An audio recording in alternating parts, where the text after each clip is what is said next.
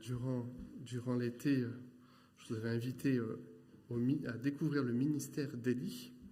Et on va faire une dernière prédication aujourd'hui sur ce ministère avec son départ. Toujours un moment où on vient et un moment où on part. Et on va voir le départ d'Élie. Est-ce que parmi vous, il y en a qui connaissent la série Netflix Sandman?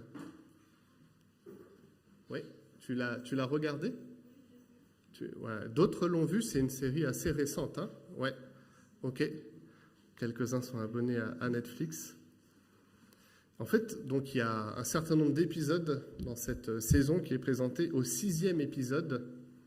On suit le dialogue entre deux personnages dans cette série, donc la mort, qui est personnifiée par une femme, et le maître des rêves, donc Sandman, on pourrait traduire en français le marchand de sable, celui qui vous permet de dormir, de rêver.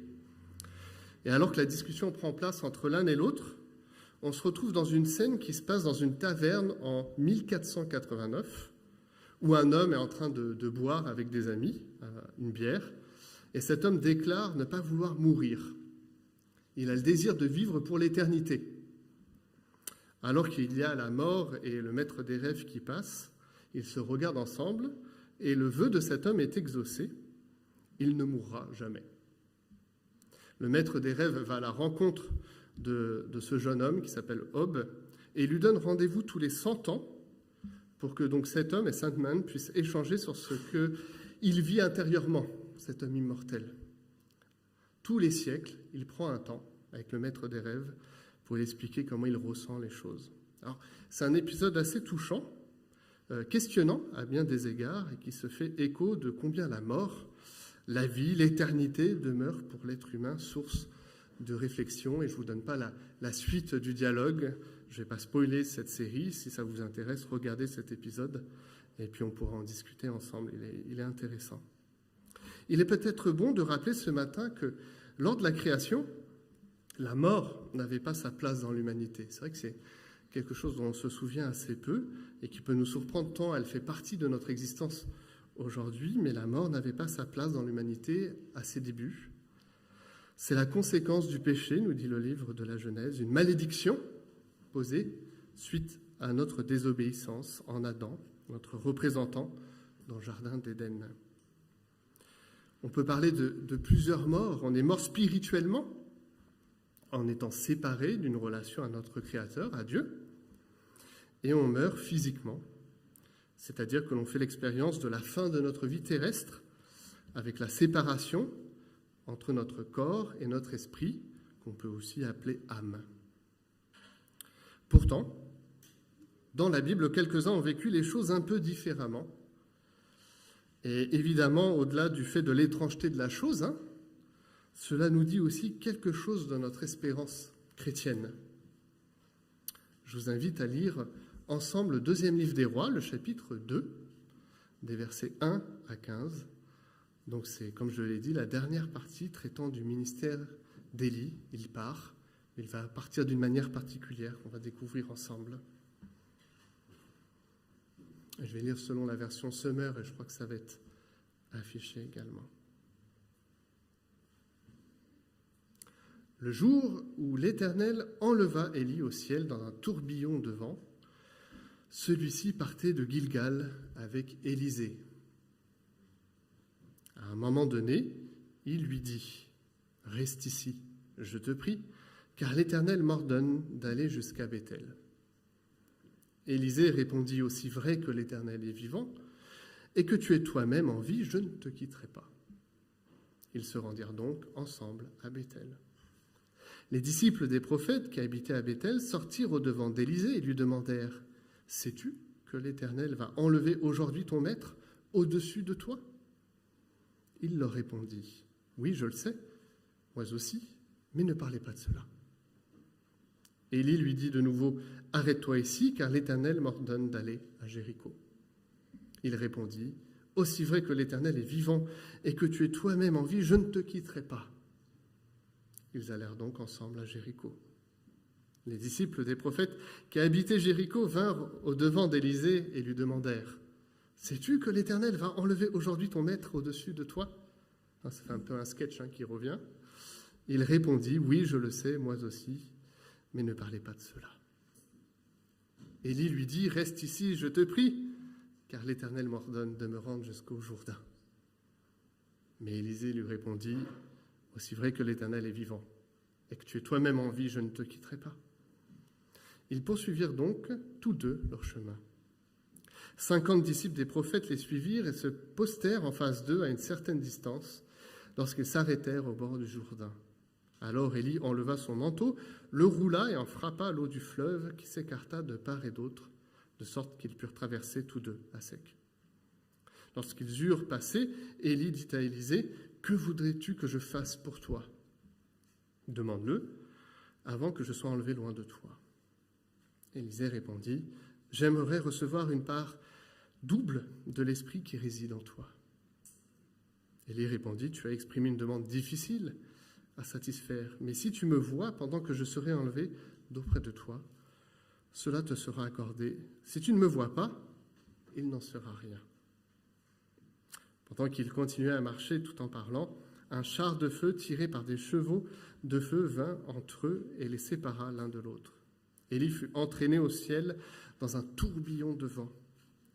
À cette vue, Élisée s'écria, « Mon père, toi qui étais comme les chars d'Israël et ses équipages. » Puis il le perdit de vue. Saisissant alors ses vêtements, il les déchira en deux, ramassa le manteau qui était tombé des épaules d'Élie, puis il revint sur ses pas et s'arrêta sur la rive du Jourdain. Il prit le manteau d'Élie, en frappa les eaux du fleuve et s'écria, « Où est l'Éternel, le Dieu d'Élie ?» Ainsi il frappa, lui aussi, l'eau du fleuve qui s'écarta de part et d'autre, et il traversa à pied sec. Les disciples des prophètes de Jéricho qui le virent en face s'exclamèrent, « L'esprit d'Élie repose maintenant sur Élisée. » Amen. Voici un texte assez touchant d'un maître et son disciple qui vont faire un bout de chemin ensemble avant que le maître parte. C'est touchant parce qu'on voit tout le jeu qui s'opère entre le disciple qui prend conscience que cet homme qui est là, Élie, n'est là que pour quelque temps. Il va devoir partir et c'est Élisée qui devra prendre la suite. Élie ne sera plus auprès de lui. Il lui aura transmis tout ce qu'il avait à transmettre. Le texte qui nous est conté parle d'un adieu. D'abord, Élie se prépare. Il a reçu de la part de Dieu qu'il serait bientôt enlevé. Face à cette information qu'il reçoit, il demande à Élisée, de manière étonnante, à ce que Élisée ne le suive plus. Et ceci, nous l'avons vu dans le texte un certain nombre de fois. Élisée réplique, « Je ne t'abandonnerai pas, je serai avec toi jusqu'à la fin. Je veux marcher à tes côtés. » Le point de départ de ce texte est donc la relation d'Élie et d'Élisée. Une relation fraternelle forte, une relation de deux hommes qui s'apprécient, qui vont avoir un ministère commun, qui est la reconnaissance que ce qui les unit, c'est Dieu, mais c'est aussi leur histoire respective. Un peu comme deux amis qui auraient cheminé tout un temps et qui doivent se dire au revoir. Ce texte est touchant à bien des égards parce qu'on voit Élisée qui a du mal à accepter cela. Et on voit Élie qui le met au défi de cette fidélité dans la relation d'amitié qui les lie l'un à l'autre, dans la relation du ministère qui est présentée. Élie veut pousser à bout Élisée. Est-ce que tu me seras fidèle jusqu'à la fin ? Est-ce que c'était simplement des mots ? Est-ce que c'était simplement parce que tu voulais quelque chose de moi ? Ou est-ce que c'est parce que tu m'aimes et que tu m'apprécies ? Élisée répond, « Je ne t'abandonnerai pas. Je marcherai avec toi tant que tu es en vie. Jusqu'aux derniers instants, je veux profiter de ta présence. » Élie pose l'épreuve à Élisée de sa fidélité, non seulement vis-à-vis de lui, mais aussi vis-à-vis de Dieu. Au fond, à travers l'épreuve d'Élie, c'est Dieu qui parle. Est-ce que tu seras capable d'aller jusqu'au bout ? Est-ce que tu es d'accord de prendre le ministère que je te confie?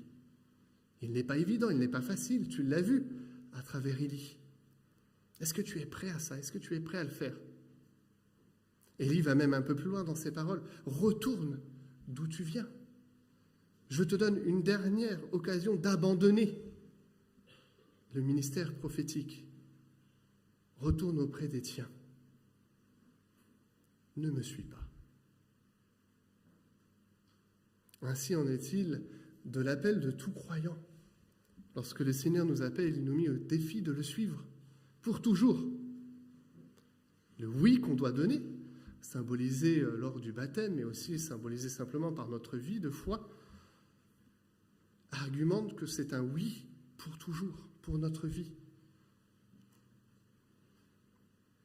Le Seigneur a le désir que nous soyons fidèles à notre foi, de la même façon que Élisée devait être fidèle à son maître Élie et au ministère qui lui était confié. Lorsque Élie est certain maintenant du oui de son disciple, il pose une question. Bien, tu es demeuré auprès de moi. Que souhaites-tu maintenant? La réponse qui est donnée d'Élisée peut être surprenante à bien des égards. Si elle est mal comprise, en tout cas, je voudrais le double de toi. Et je pense qu'il ne faut pas comprendre que Élisée, à la recherche d'avoir exactement le double, mais simplement d'avoir la part de l'aîné. Dans le livre du Deutéronome, l'aîné a toujours une double part par rapport aux autres, et c'est exactement ce que demande Élisée. Il aimerait avoir ce que Élie avait reçu. Il aimerait être un enfant digne d'Élie dans son ministère. L'héritage que Élisée demande, c'est tout simplement d'être dans le sillon, le chemin du Maître, d'avoir l'Esprit de Dieu sur lui. La réponse d'Élie est en toute simplicité, ce que tu demandes est difficile, c'est pas moi qui peux te donner ça, c'est Dieu seul. Mais demeure auprès de moi, manifeste, on revient sur ce thème-là, manifeste ta fidélité, et alors Dieu te donnera tout cela. Ainsi, tout se développe par rapport au thème de la vue. Élisée doit être le témoin oculaire de l'enlèvement d'Élie. Il doit voir de ses yeux la manière dont Élie va partir. Tout le ministère d'Élisée, d'ailleurs, sera porté sur la vue, la vision. C'est lui qui donnera la vue à ceux qui l'entourent ou qui les cachera, qui cachera la vue à ses ennemis. Élisée se matérialise par ce qu'il voit. Il est celui qui donne à voir et c'est lui qui obscurcit. Voilà son rôle prophétique. Peut-être cela vous rappelle-t-il le rôle des 12, des apôtres. Ils sont les témoins oculaires du ministère de Christ, de la vie. Le témoignage qu'ils donnent de Jésus se base sur ce qu'ils ont vu, expérimenté. Ils étaient là, à ses côtés, pour voir les miracles, pour entendre les paroles, pour sonder le Fils de Dieu qui était en face d'eux. La parole que nous recevons ce matin se base sur l'expérience d'un Élisée qui a vu de ses propres yeux ce qui allait se passer. Ainsi, la parole qui nous est donnée, la parole biblique, s'attache aussi au sens que nous avons, et pas simplement à ce que nous lisons, mais aussi à des hommes et des femmes qui ont expérimenté concrètement ces choses-là et qui ont pu les écrire, ont pu les donner à voir. Ils ont entendu, ils ont vu, ils ont touché. Ils ont eu des expériences sensorielles de ce qui s'est passé. Élisée verra exactement Élie qui s'élève. Tous ces parallèles sont assez frappants entre le Nouveau Testament et l'Ancien.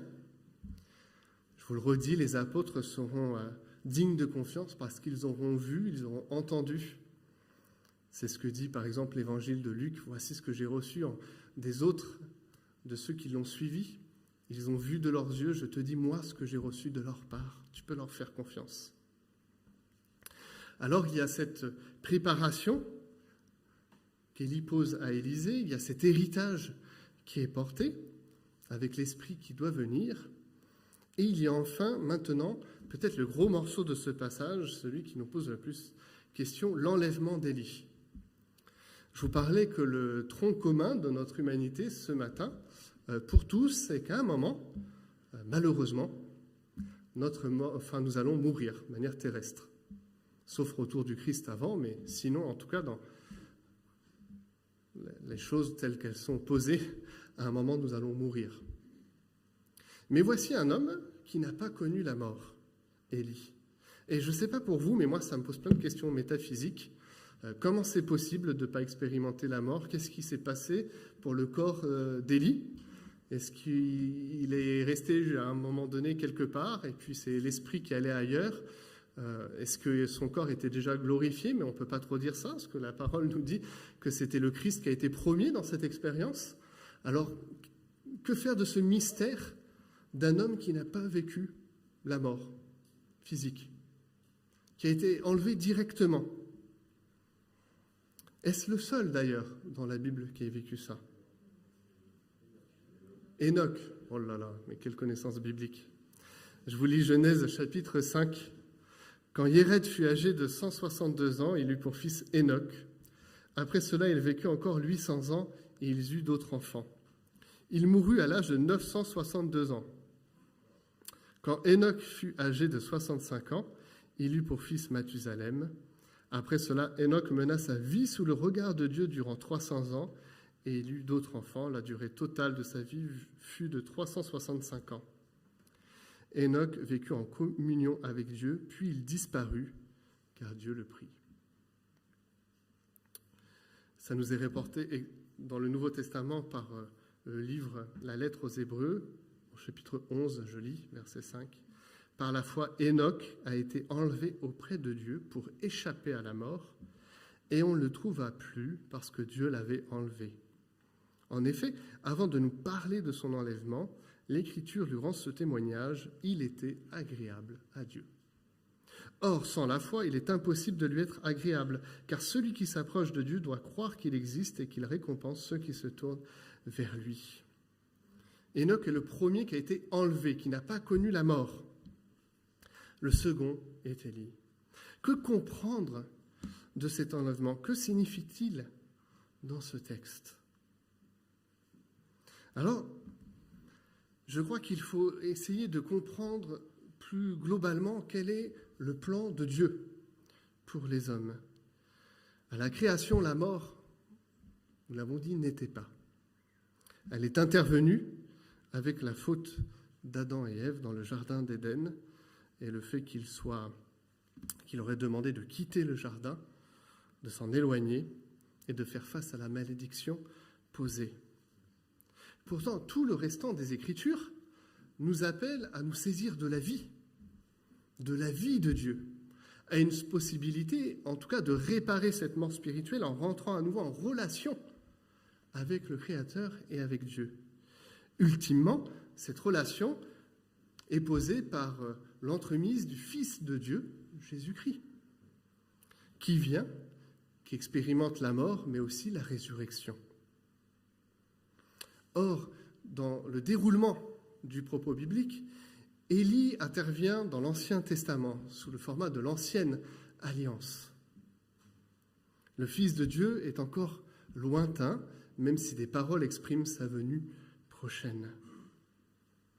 Je crois pour ma part que l'enlèvement d'Élie montre l'espérance qui va être mise en place dans les déroulés de la foi. À l'époque d'Élie, c'était la possibilité, alors que Israël partait totalement dans l'idolâtrie, s'éloigner de l'Éternel et de la loi mosaïque jusqu'à sa destruction et sa déportation, de rappeler qu'il y avait une espérance, l'espérance d'une vie éternelle, l'espérance de la fin de l'aiguillon de la mort. Élie, en tant que prophète, premier dans la résurrection qu'il a posée auprès du fils de la veuve de Sérepta, signifiait par son départ qu'une espérance était posée. Une espérance que la mort n'aurait pas le dernier mot, mais qu'il y aurait autre chose de posée. Une espérance qui va au-delà. Une espérance de la vie éternelle. D'une mort qui ne pourra pas prendre tout homme et toute femme qui se confie en Dieu. Ce miracle est un prémisse des choses à venir, de la fin du scandale de cette humanité qui perd ses proches, de ceux qui partent trop tôt, de nous qui souffrons parfois, et trop souvent du départ de ceux que nous aimons dans la mort. Élie est l'image de cette espérance chrétienne, comme Enoch l'était dans les débuts de l'humanité, comme un rappel dans l'histoire des hommes que Dieu a un message plus haut, qu'il a un plan encore plus haut que ce que nous pourrions espérer, que le message de l'Évangile vient à la rencontre de nos malédictions, de ce qui nous pèse, pour nous donner à regarder au-delà.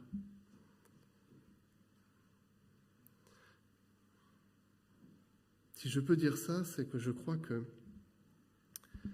un élément qui est à prendre en considération, c'est que je vous ai parlé d'Enoch, mais j'aimerais aussi vous parler de Moïse. Moïse a vécu la mort, Deutéronome 34, mais on ne sait pas où il était enterré. Je ne sais pas si vous connaissez ce passage, mais c'est Dieu lui-même qui a enterré Moïse. Deutéronome 34, versets 5 et 6. Moïse, serviteur de l'Éternel, mourut là, dans le pays de Moab, comme l'Éternel l'avait déclaré. Dieu lui-même l'enterra dans la vallée de Moab, en face de Beth-Péor. Jusqu'à ce jour, personne n'a jamais su où était son tombeau. Voilà l'expérience un peu différente d'Élie, mais d'un homme qui connaît la mort, mais c'est Dieu lui-même qui l'a enterré. On ne saura pas, il est insaisissable. On ne saura pas où il est. Et si je vous parle d'Élie et Moïse, c'est parce que pour bien comprendre le texte de 2 Rois 2, il faut aller vers la transfiguration. La transfiguration où se joue quelque chose d'assez extraordinaire. Jésus, Élie et Moïse rassemblés. Matthieu, chapitre 17, verset 2. Jésus, devant Pierre, Jean, Jacques, fut transfiguré. Son visage se mit à resplendir comme le soleil. Ses vêtements prirent une blancheur éclatante comme la lumière. Et voici que Moïse et Élie leur apparurent. Ils s'entretenaient avec Jésus. Imaginez cette scène quelques instants. Je la trouve complètement dingue, complètement folle. Et je pense que je ne suis pas le seul parce que même Pierre, un peu décontenancé, dit à ce moment-là, est-ce qu'on ne peut pas poser des tentes pour chacun, et puis on essaie de comprendre un peu la situation et de voir comment on avance. Vous avez cette scène improbable du Fils de Dieu avec Élie et Moïse ensemble qui s'entretiennent. Élie qui a été pris avant sa mort, Moïse qui est mort mais qui a été enterré par Dieu lui-même, et l'accomplissement de cette espérance chrétienne qui nous est offerte en Jésus, qui là n'est plus simplement le Jésus homme, mais le Fils de Dieu dans sa splendeur qui se révèle. Aux apôtres, puis à tous ceux qui liront ce passage, ce n'est pas le Jésus homme, c'est le Jésus Dieu qui vient remplir tout ce que les prophètes ont annoncé, et Élie en est leur représentant, et tout ce que la loi mosaïque a posé avec Moïse présent. Et cette scène lie le ministère de Jésus, mort comme Moïse, mais enlevé comme Élie. Se joue ici la résolution de toute l'énigme qui nous est posée par Élie, Moïse, Enoch et bien d'autres qui ont fait des expériences un peu extraordinaires pour nous montrer la voie du salut, la voie de l'Évangile, la voie de l'espérance chrétienne. Alors on peut reconnaître à Élie un ministère assez extraordinaire, quoique court. On ne sait pas grand-chose d'Élie, d'où il vient. Son ministère est rapporté en quelques chapitres, alors que par exemple pour Jérémie, Ésaïe, vous avez des livres entiers qui parlent de ces ministères. Et pourtant c'est Élie qui représentera, en tout cas dans la transfiguration, l'ensemble des prophètes. Il est celui qui incarnera le visage de ce message de jugement pour ceux qui ne croient pas, mais d'espérance pour celui ou celle qui se confie en Dieu. Élie trouvera sa prolongation de son ministère en Jean-Baptiste. Malachie chapitre 3, « Voici, dit le prophète, le dernier avant ce Nouveau Testament qui s'ouvre, je vous envoie Élie le prophète avant que le jour de l'Éternel arrive. Ce jour grand et terrible. Il fera revenir leur cœur des pères vers leurs fils, et celui des fils vers leurs pères, de peur que je vienne pour frapper le pays et me le vouer par destruction. » Or Jésus dira que le ministère d'Élie est pleinement accompli en Jean-Baptiste, cet homme qui a tracé le chemin de la venue du Fils de l'homme et du Fils de Dieu. J'aimerais vous faire prendre conscience ce matin de tout le déroulé qui nous est proposé dans la Bible. La Bible est une histoire qui nous confie à des grands moments, à des stèles qu'on pose et sur lesquelles on se base pour avancer vers le chemin du salut. Et si j'ai réussi cet été à vous faire prendre conscience que le ministère d'Élie était un jalon posé dans cette espérance qui est la nôtre aujourd'hui, alors je pense que j'ai réussi ce que je voulais dire. Élie est à regarder comme une figure du Christ, un homme qui crie le message de l'Évangile, qui s'incarne complètement en Jésus, mort et ressuscité pour nous, qui nous attend avec Élie, Moïse à sa table pour l'éternité. Prions. Seigneur, merci encore pour ce message ce matin, ce rappel du ministère d'Élie qui se confond avec celui de Moïse. En témoigne aussi ce miracle, Seigneur, de ce fleuve qui s'ouvre, comme la mer Rouge qui s'est ouverte devant Moïse, de ces grandes figures de la Bible qui nous montrent le Fils de Dieu, qui pointent vers lui, qui nous montrent l'espérance qui est la nôtre ce matin. Seigneur, à travers le ministère d'Élie, tu montres ton amour pour chacun d'entre nous, ton horreur du péché et du mal, de l'idolâtrie, et tu nous invites dans un cœur à cœur avec toi. Merci pour cette image touchante du maître et du disciple, d'aussi cette fraternité que nous avons à vivre les uns avec les autres, comme Élie a pu vivre une fraternité sincère avec Élisée, de manière réciproque. Seigneur, nous regardons à toi ce matin.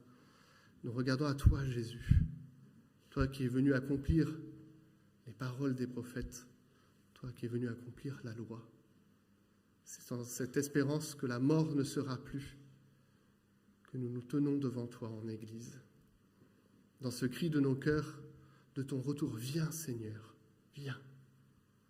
Et dans cette espérance de tenir fidèle, de nous tenir fidèles, de ne pas abandonner la foi, mais de continuer à espérer en toi. Tu as fait des promesses, Seigneur, et tu les tiendras. En ton Saint nom, Jésus. Amen.